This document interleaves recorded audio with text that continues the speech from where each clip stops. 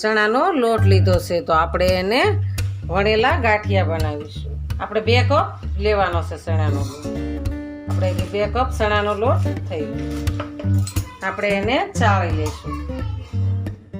આપણો ચણાનો લોટ સરસ ચડાઈ ગયો છે.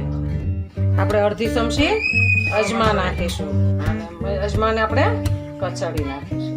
આપણે એમાં મીઠા સોડા એડ કરીશું. કાળા મરી લીધા છે.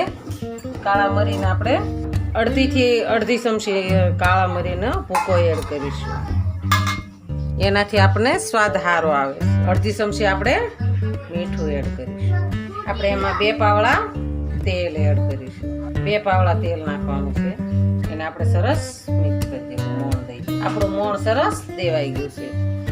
એકદમ મસ્ત મોણ દઈ દીધું છે. આપણે એનો લોટ બાંધી નાખીશું.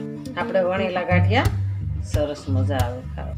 આપણે એમાં થોડુંક તેલ એડ કરીશું. તેલ એડ કરી અને સરસ તેલવાળો લોટ કરી અને બધો ભેગો કરી દેવાનો. આને આપણે 10 મિનિટ માટે ઢાંકી દેવાનું છે. ઢાંકી દઈશું. આપણે હવે આના વણેલા ગાંઠિયા બનાવીશું. આપણા ગાંઠિયા તળાવા મળ્યા છે. આપણા ગાંઠિયા સરસ તળાઈ ગયા છે તો આપણે એને બહાર કાઢી લઈશું.